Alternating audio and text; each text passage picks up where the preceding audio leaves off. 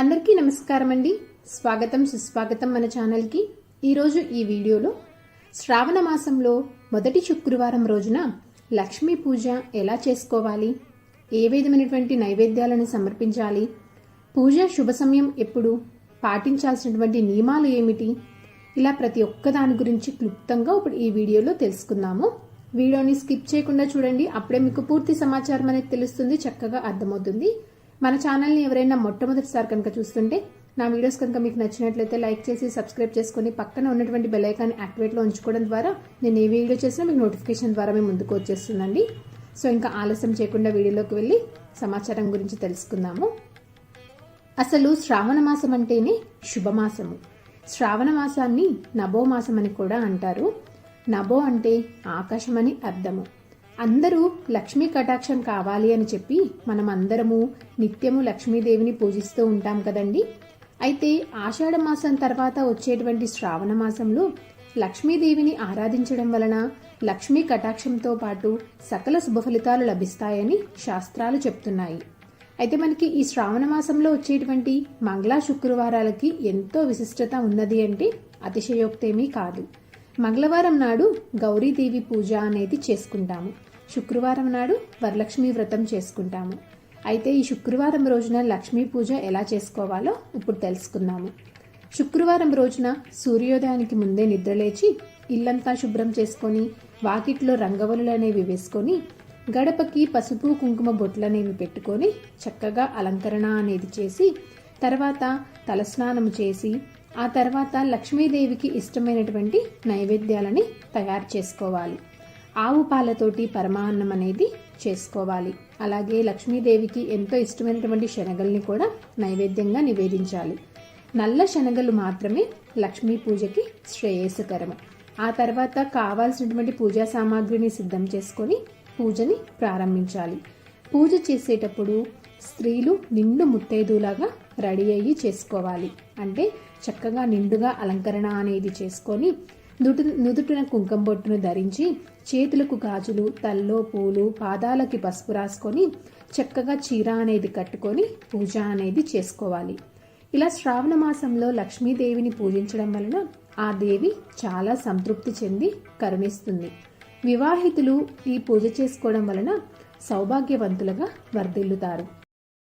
ఇప్పుడు మొదటి శ్రావణ శుక్రవారం రోజున లక్ష్మీ పూజ చేసుకోవడానికి అలాగే వరలక్ష్మి వ్రతం చేసుకోవడానికి శుభ సమయాల గురించి ఇప్పుడు తెలుసుకుందాము. మొదటి శ్రావణ శుక్రవారము ఆగస్టు 9, 2024 ఈ రోజున తిథి పంచమి రాత్రి 11:45 వరకు ఉంటుంది. నక్షత్రము హస్త. పూజా సమయాలు వచ్చేసి ఉదయం వేళ తెల్లవారుజామున 4:30 నుంచి 7:30 లోపున మీరు పూజ అనేది చేసుకోవచ్చండి. లక్ష్మీ పూజ కానీ వరలక్ష్మి వ్రతం కానీ ఈ సమయంలోపు చేసుకోవచ్చు. ఉదయం పూజ చేసుకున్న వారు తిరిగి సాయంత్రం పునః పూజ చేసుకోవడానికి పూజా సమయం వచ్చేసి సాయంత్రం 5:40 నుంచి రాత్రి 7:10 లోపు మీరు సాయంత్రం పూజ అనేది చేసుకోవచ్చు. కేవలము మంగళవారము శుక్రవారము అని కాకుండా లక్ష్మీదేవికి ఇష్టమైనటువంటి ఈ శ్రావణ మాసంలో నెల రోజుల పాటు ఎవరైతే ఆ తల్లిని ఆరాధిస్తారో ఆ ఇంట్లో లక్ష్మీదేవి కొలువై ఉంటుందని అంటారు. లక్ష్మి అనగానే కొందరు ధనం మాత్రమనే అనుకుంటారు. కానీ ధనం, ధైర్యం, విద్య, ధాన్యం, విజయం, పరపతి, సంతానం. శుక్రవారం రోజున ముత్తైదు ఎవరైనా ఇంటికి వస్తే వారిని చక్కగా కూర్చోబెట్టి వారి పాదాలకి పసుపు అనేది రాసి నుదుటిన కుంకుమ పొట్టు పెట్టి వారికి తాంబూలం అనేది ఇచ్చి వారిని అమ్మవారిగా భావించి వారి పాదాలకి నమస్కారం అనేది చేసుకోవాలండి. ఐశ్వర్య కోసం కాకుండా భక్తి శ్రద్ధలతో చేసుకోండి. దానంతటా అదే ఐశ్వర్యం అనేది వస్తుంది. ఆడంబరాలు కాకుండా నియమనిష్ఠులతోటి భక్తి శ్రద్ధలతోటి చేసుకోండి. దీపారాధన చేసిన అనంతరము లక్ష్మీదేవి అష్టోత్తరంతోటి కానీ సహస్రనామంతోటి కానీ కుంకుమ పూజ చేసుకోవడం వలన లక్ష్మీదేవి అనుగ్రహం అనేది లభిస్తుంది. లక్ష్మీదేవికి కుంకుమ పూజ అంటే చాలా ఇష్టం అండి.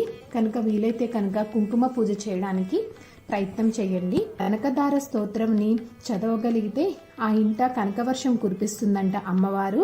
ఆర్థిక ఇబ్బందులతో బాధపడుతున్న వారికి, అప్పుల బాధలు ఎక్కువ ఉన్నవారు, వృధా ఖర్చు ఎక్కువ ఉన్నవారు ఈ శ్రావణ మాసంలో పూజ చేసుకోవడం వలన అమ్మవారి కరుణా కటాక్షం అనేది పొంది ఆ బాధల నుండి బయటపడేటువంటి అవకాశం ఉంటుంది. అంతేకాకుండా శత్రు భయంతో ఉన్నవారు, భూమి పరంగా ఇబ్బందులు ఉన్నవారు, ఇంట్లో కలహాలు ఉన్నవారు దేవి ఖడ్గమాల స్తోత్రముని ఉదయం వేళైనా సాయంత్రం సంధ్యా వేళైనా ఏదైనా ఒక సమయంలో చదువుతూ పసుపుతో పూజించడం వలన తొలగిపోతాయి. ఇలా ఉదయం వేళ కానీ సాయంత్రం వేళ కానీ ఇంట్లో ఇలా చేయడం కుదరదు అనుకున్నవారు వారికి ఉన్నటువంటి పనుల ప్రకారం కానీ ఉద్యోగరీత్యా కానీ బిజీ షెడ్యూల్స్ వల్ల కానీ ఇలా చేయడం కుదరదు అనుకున్నవారు కనీసం విష్ణు సహస్రనామం కానీ లలితా సహస్రనామ పారాయణం కానీ వినడం వలన కూడా అమ్మవారి కరుణా కటాక్షం పొందవచ్చండి. అంతేకాకుండా పిల్లలు ఆరోగ్య సమస్యలతో బాధపడుతున్నా, పెద్దవాళ్ళకి ఆరోగ్య సమస్యలు ఉన్నా, ఏ సమస్యతో బాధపడుతూ ఉన్నా వారైనా కానీ ఏ స్తోత్రమైనా ఏ పఠనమైనా ఉదయం వేళ కానీ సాయంత్రం సంధ్యా వేళ కానీ ఈ శ్రావణ మాసంలో చేసుకోవడం వలన చాలా మంచి శుభ ఫలితాలు అనేవి కలుగుతాయి. అమ్మవారి కరుణా కటాక్షం అనేది పొందవచ్చును.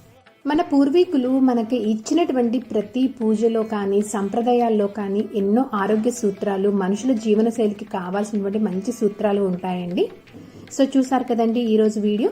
మీకు ఈ వీడియో తప్పకుండా ఉపయోగపడుతుందని అనుకుంటున్నాను. అలాగే మీ అందరికీ నచ్చిందని అనుకుంటున్నాను. నా వీడియోస్ కనుక మీకు నచ్చినట్లయితే లైక్ చేసి ఫ్రెండ్స్ అండ్ ఫ్యామిలీ మెంబర్కి షేర్ చేసి మీ సపోర్ట్ అందిస్తారని ఆశిస్తున్నానండి. ఇంకొక మంచి కంటెంట్ తోటి, ఇంకొక యూస్ఫుల్ వీడియో తోటి మిమ్మల్ని మళ్ళీ కలుస్తాను. అంతవరకు సెలవు మరి. సర్వేజన సుఖినో భవంతు. ఓం శ్రీమాత్రే.